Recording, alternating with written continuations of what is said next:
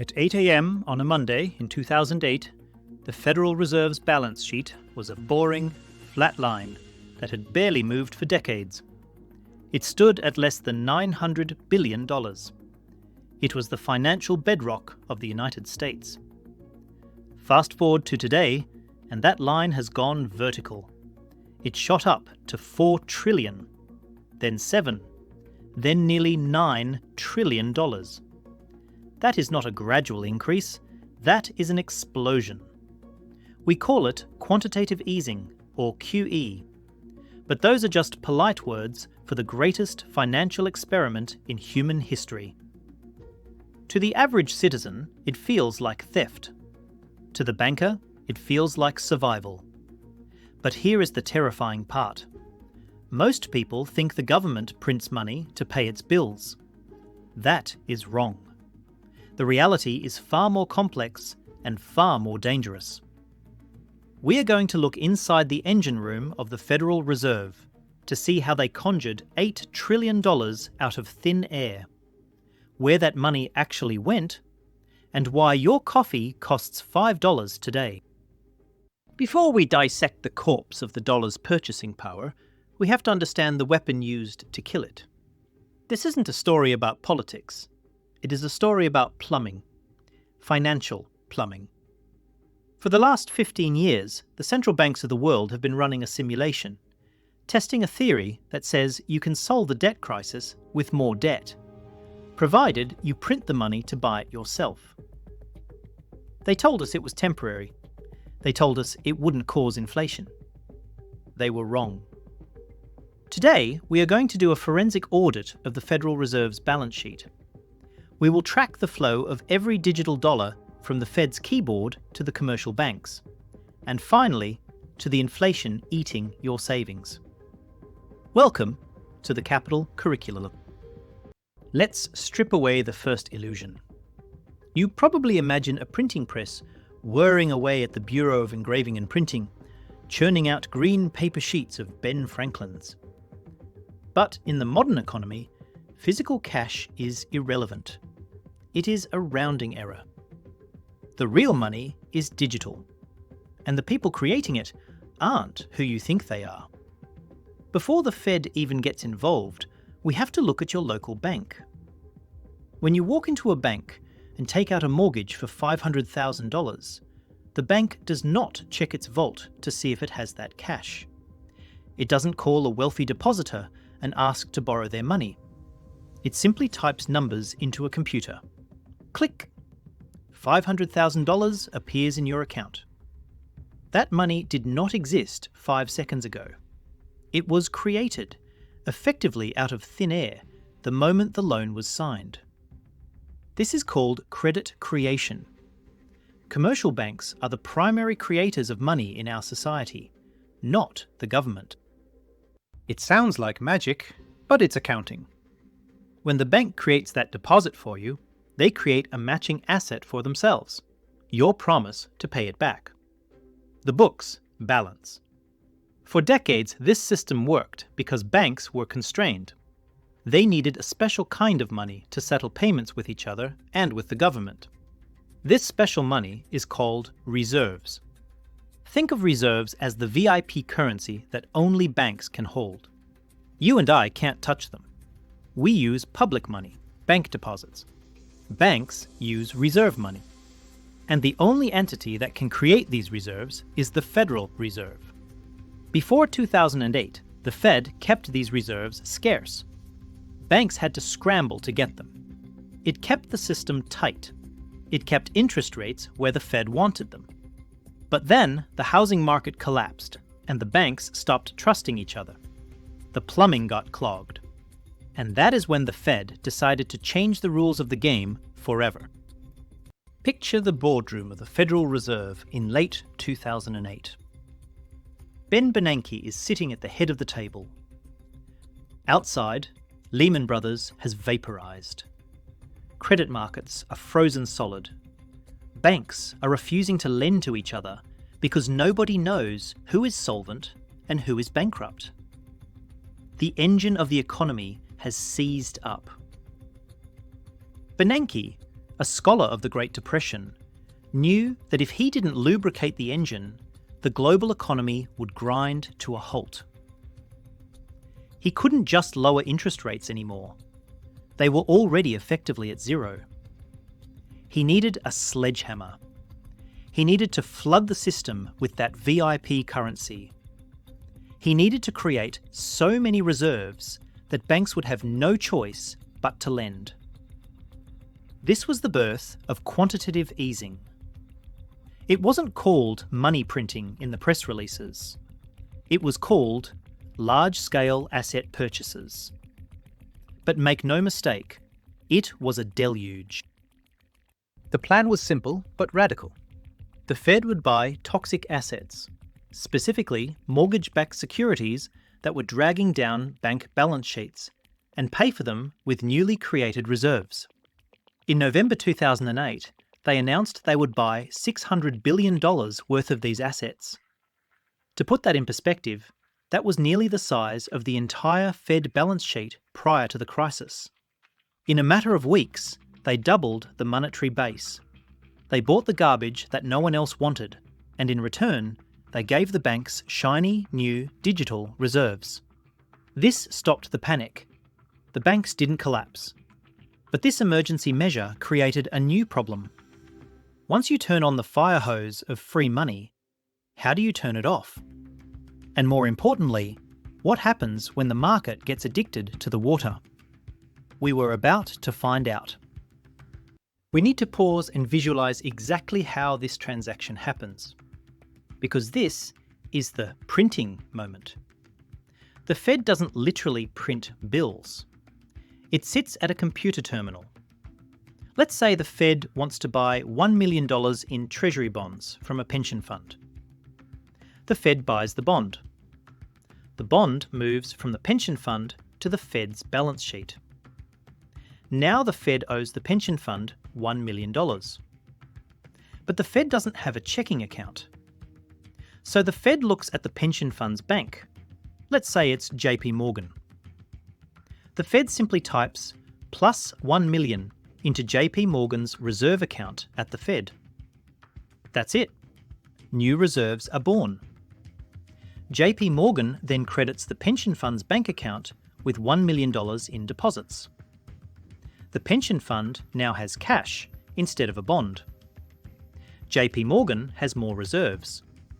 And the Fed has a bond. The Fed's balance sheet gets bigger on both sides. This is the asset swap. They are swapping a safe, interest-bearing bond for a liquid, zero-interest cash deposit. The goal is to force investors to take that cash and do something else with it. This brings us to the why. Why does swapping a bond for cash help the economy? Economists call it the portfolio rebalancing channel. Imagine you are that pension fund manager. You used to hold a treasury bond earning 4%. Now, the Fed has bought it from you, and you are sitting on a pile of cash earning 0%. You can't just let it sit there. You have clients to pay. You have to find a return. So, you go out and buy corporate bonds, or stocks, or real estate. When the Fed buys the safe assets, it forces everyone else to buy the risky assets. This pushes up the price of stocks and homes. It lowers the yield on corporate debt, making it cheaper for companies to borrow and expand. That is the theory. By making safe assets scarce and expensive, the Fed forces money into the real economy. It sparks a wealth effect.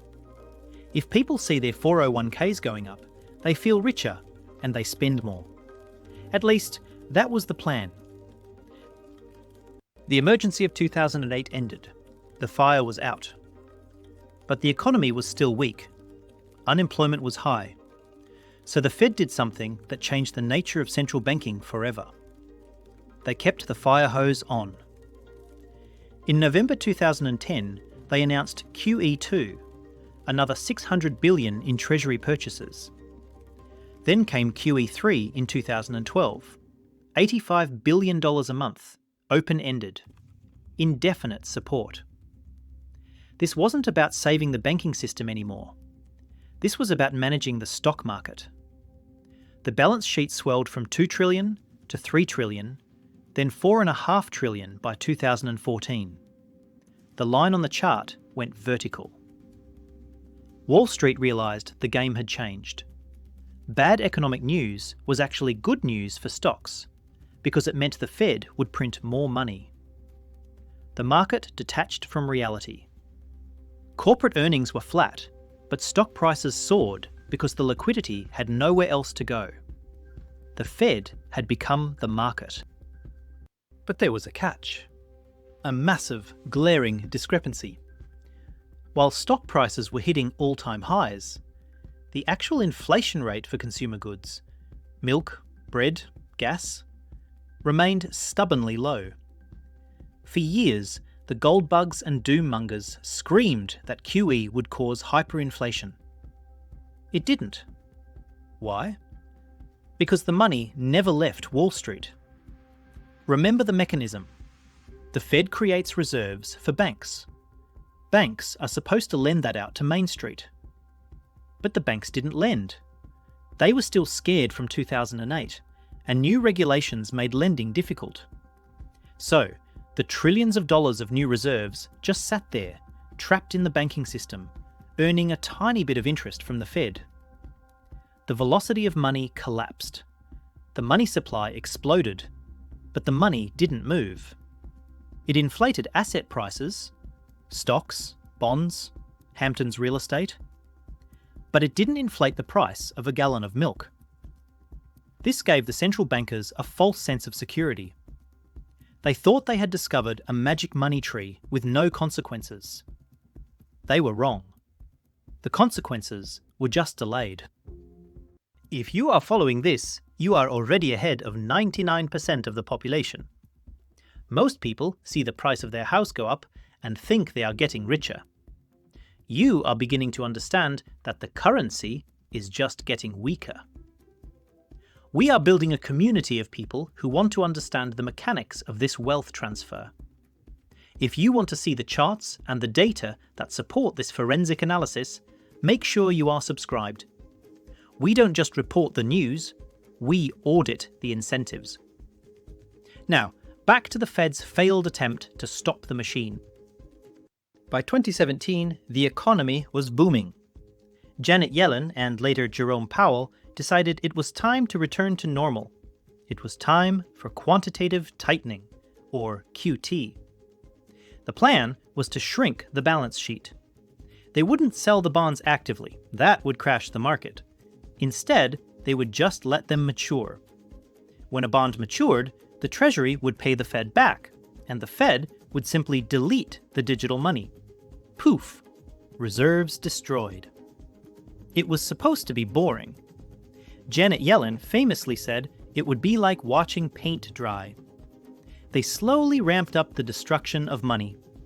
From 2017 to 2019, the balance sheet dipped from 4.5 trillion down to about 3.8 trillion. It seemed to be working. But they failed to account for one thing. The market was no longer a free market. It was an addict dependent on liquidity. And when you take away the drug, the addict goes into withdrawal. The withdrawal symptoms hit in September 2019. It started in a shadowy corner of Wall Street called the repo market. This is where banks and hedge funds lend cash to each other overnight, using treasuries as collateral. It's the grease that keeps the daily gears turning. Usually, the interest rate in this market is boring, around 2%. But on September 17, 2019, cash suddenly disappeared. The banks stopped lending. The repo rate spiked to 10% in a matter of hours. The financial plumbing had run dry. Why? Because the Fed had destroyed too many reserves during QT. The banks didn't have enough excess cash to lend to each other. The system was on the verge of a cardiac arrest. The Fed panicked. They immediately intervened, printing hundreds of billions of dollars overnight to calm the market.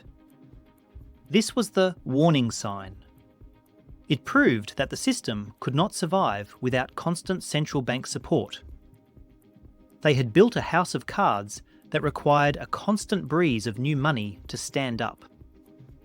This moment in late 2019 is critical and often forgotten. Before COVID, before the lockdowns, the Fed had already capitulated. They stopped quantitative tightening and started expanding the balance sheet again. They called it not QE to avoid spooking the public, but it was QE. They were buying treasury bills to inject reserves. The lesson was clear. The balance sheet could go up, but it could never really come down. The financial system had become too leveraged, too fragile. It required a permanent baseline of trillions of dollars in artificial liquidity just to function. And then, just as the Fed was grappling with this realization, a virus began to spread in Wuhan. The system was already fragile. It was about to be hit by a sledgehammer. March 2020. The global economy was put into an induced coma. Revenue for airlines, hotels, and restaurants went to zero overnight. In the financial markets, it was absolute carnage. But it wasn't just stocks crashing. It was the treasury market, the bedrock of the global financial system, that began to break. Foreign governments were selling US treasuries to get cash to defend their currencies. Hedge funds were liquidating everything. The price of safe government bonds was gyrating wildly. If the treasury market failed, the US dollar failed. Jerome Powell didn't hesitate. He didn't just break the glass, he blew up the building. On March 23, 2020, the Fed announced QE Infinity. They would buy treasuries and mortgage-backed securities in the amounts needed. No cap, no limit. They were telling the market, we will buy everything. The speed of the 2020 intervention makes 2008 look like a rehearsal. In just 3 months, the Fed expanded its balance sheet by $3 trillion. That is more than they did in the entire first round of QE back in 2008. The chart went purely vertical. But they didn't stop at government bonds. For the first time in history, the Fed set up special purpose vehicles, SPVs, to buy corporate bonds. They were effectively backstopping private companies like Apple and Verizon.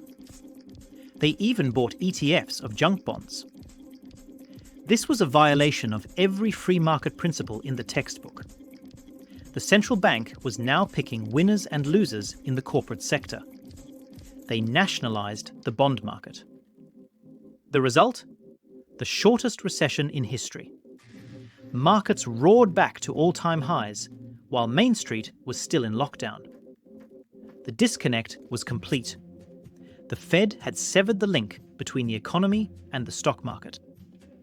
But this time, it was different. Remember how in 2008 the money got stuck in the banks? In 2020, the government joined the party.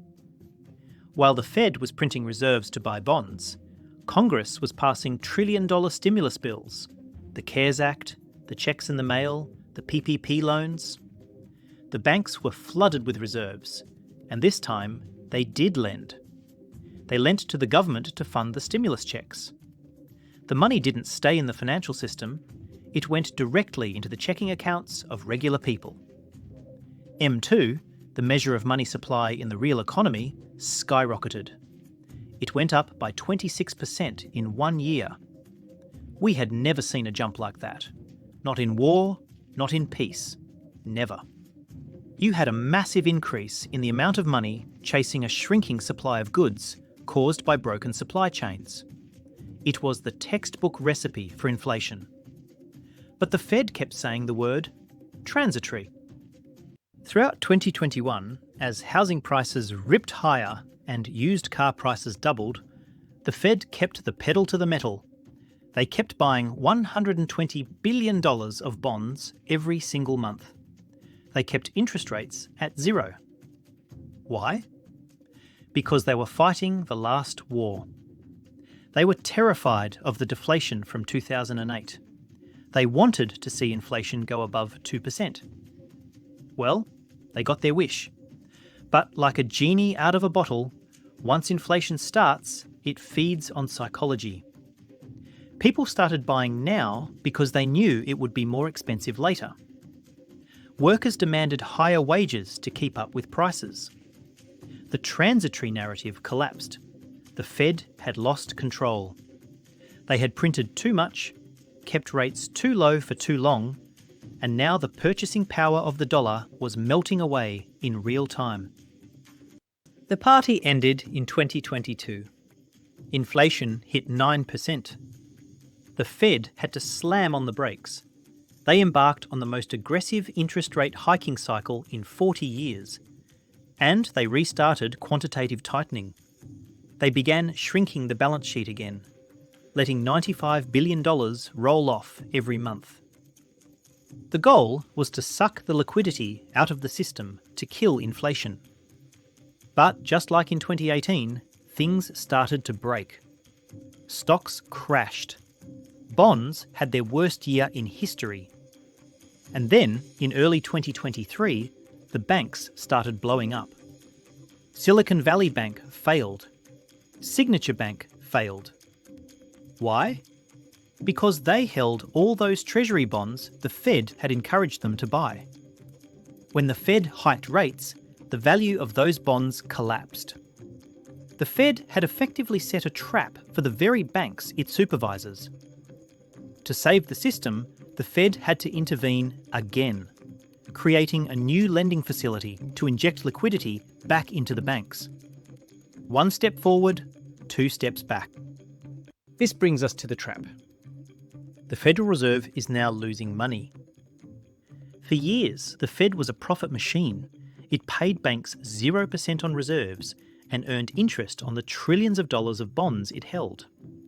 It sent billions in profit to the US Treasury every year. But now, the math has flipped. The Fed is paying banks over 5% interest on those trillions of reserves to keep rates high. But the bonds the Fed holds, those long-term bonds they bought during QE, are only paying 2 or 3%. The Fed is running a massive operating loss. They are technically insolvent on a mark-to-market basis. Does this matter? Legally, no. They can just create a deferred asset on their accounting books, a magic accounting trick that says, we will pay this back later. But psychologically, it matters. The central bank of the world's reserve currency is underwater on its own portfolio. It highlights the absurdity of the system. The entity that prints the money is losing money. So who actually pays for all of this? If the Fed prints money to buy government debt, isn't that free money? No. There is no such thing as a free lunch in economics. The bill is paid by you. It is paid through the dilution of your savings. When the money supply expands faster than the production of goods and services, the unit of currency must lose value. It's simple math. The $8 trillion on the Fed's balance sheet represents a transfer of wealth. It transferred purchasing power from savers, people who hold cash and earn wages, to asset holders, people who own stocks, real estate, and bonds. It fueled inequality. If you owned a house in 2010, QE made you rich. If you were trying to buy your first home in 2023, QE made you a serf. The inflation we see today isn't an accident. It is the feature of the system. It is the mechanism by which the massive government debt is inflated away. We are now in a new era, the era of fiscal dominance. The US government is running deficits of $2 trillion a year during peacetime. The Treasury has to issue massive amounts of debt to fund this. Who will buy it? China is selling, Japan is selling, the banks are full. That leaves only one buyer of last resort, the Federal Reserve. Despite all the talk of quantitative tightening, the math suggests that eventually the Fed will have to return to QE. They will have to monetize the debt, or interest rates will spiral out of control and bankrupt the government. We are trapped in a cycle. Crisis, Print money, inflate, tighten, crush, print more money. Each time the numbers get bigger. Each time the dollar buys a little bit less. The Federal Reserve's balance sheet is not just a number. It is a monument to the failure of free markets to price risk. We have replaced capitalism, which requires failure, with a managed system that forbids it for the largest players. We have socialised the risk and privatised the gains. The emergency measures of 2008 became the standard operating procedure of the 2020s. And now the tools are running out. Rates are high, the balance sheet is bloated, and the debt is spiralling. Don't expect an announcement that the system is broken. It will just look like everything getting more expensive, forever. The capital curriculum isn't just about history, it's about preparation. The Fed has taught us one lesson. They will always choose inflation over collapse. They will always print. Understanding this mechanism is your only hedge. The next crisis won't look like 2008. It will look like a currency crisis. The machine is still running. The printer is plugged in. And the ink is your purchasing power. Make sure you are subscribed for the next investigation, because we are going to look at the only thing the Fed can't print: energy.